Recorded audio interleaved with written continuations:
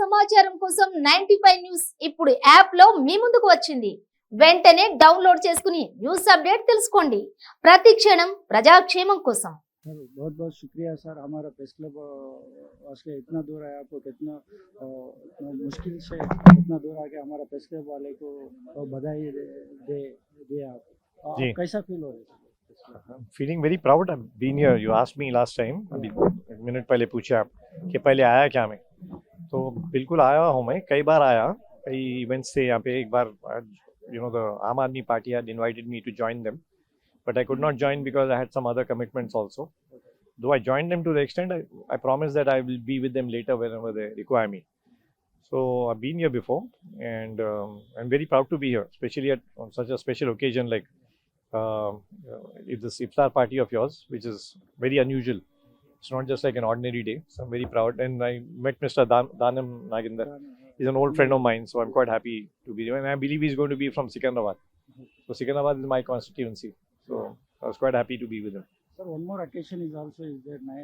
Seventh dynasty, seventh Nizam of the centenary celebrations also is going on. Actually, 2 days back only celebrations went, sir. Please tell about Seventh Nizam, His Exalted Highness Mir Usman Ali Khan.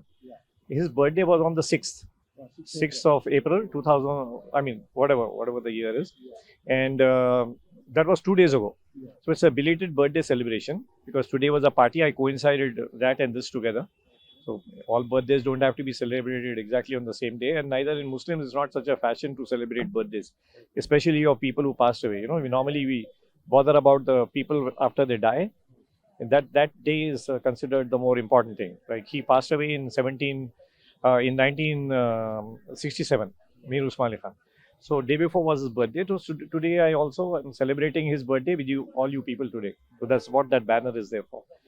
And the other very important occasion is that this is the 300th year from the formation of the Asif Jahi dynasty by Khamruddin Khan, who was Nizam I, but that time you didn't have to call him Nizam I, he was just Nizam. Later on, when there were 4-5 Nizam, then they started calling him 1, 2, 3 and all that.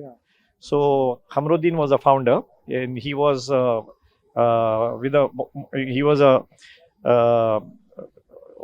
governor of the Mughals. He was a viceroy of the Mughals. They call him Subedar in their language of the Mughals. So he had come with his grandfather had originally come to conquer Hyderabad from the Qutub Shahis.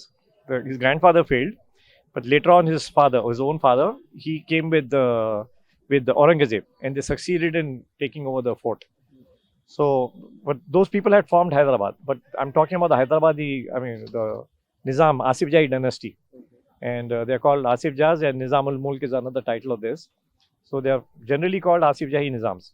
So that's the foundation. Now it's exactly 300 years, or you can say third centenary going on. So it's a very special year.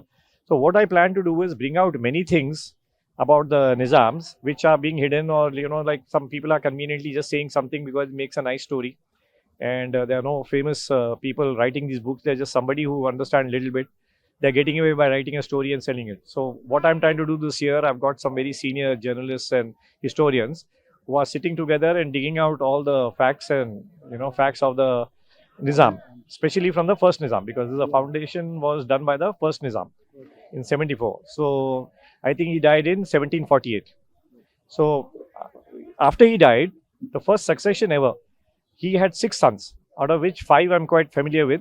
3 of them managed to sit on the throne at some point, and one of them was a prime minister of the Mughals, which is a very, very high position. Considering he had that many sons, he appointed his grandson Muzaffar Jung, who was the son of his daughter Khairunisa, which is a very, very unusual thing. That means they are totally gender neutral, because you understand that he had 6 sons. It's very unusual for somebody to skip his own 6 sons and then choose somebody 2 generations below, and that too a son of a daughter. So that means he's giving equal importance to his daughter. Like the Prophet also, the Prophet had a daughter. All his progeny is through his daughter only. And then when the Prophet had passed away, Abu Bakr became the successor. He was not a blood relative, it was by Ijma. Ijma is a public consensus. So Islam believes in consensus.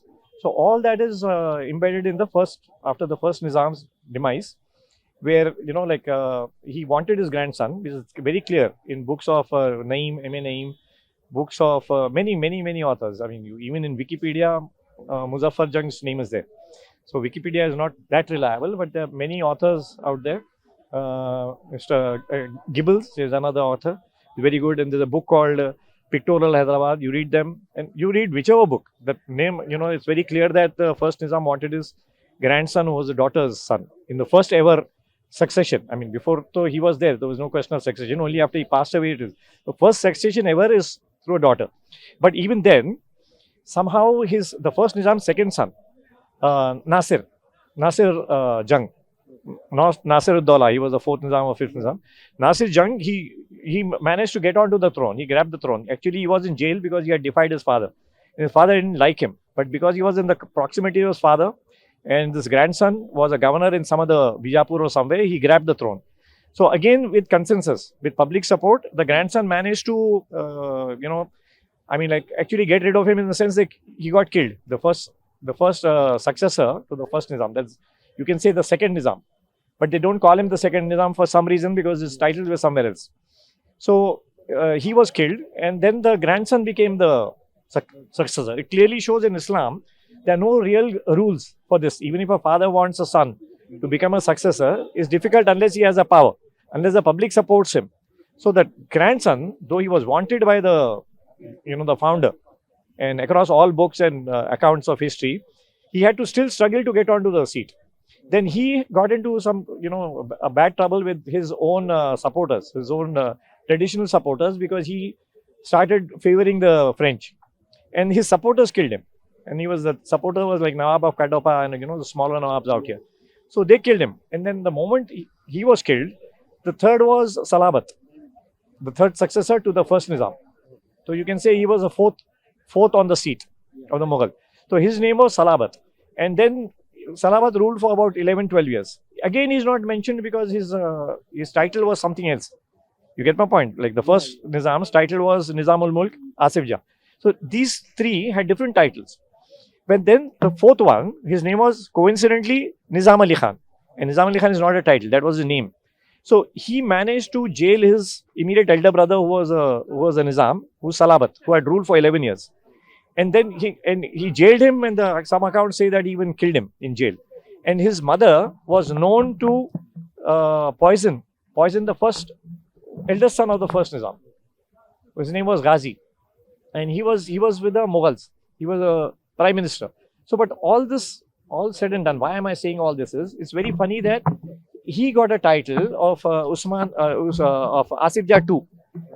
Okay, how do I say, the fourth son or the fifth one on the seat, including the first Nizam. If you count the first Nizam, the fifth one on the seat got the title of Asif Jah and Nizamul Mulk.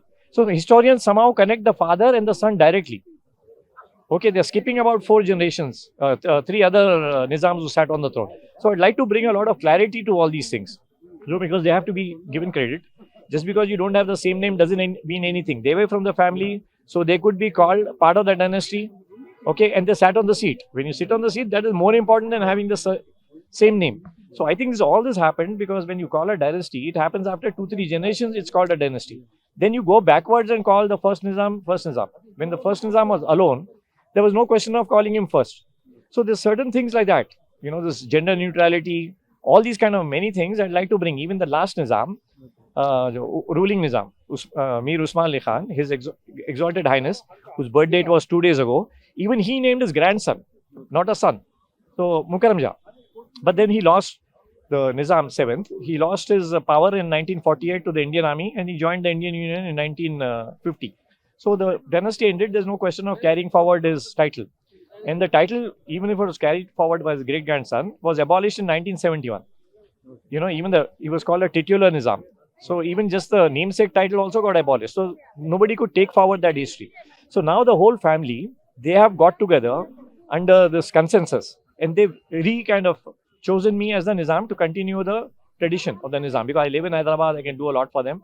And they saw that I'm very earnest, and they also saw I have no family, so I'm very open to support them.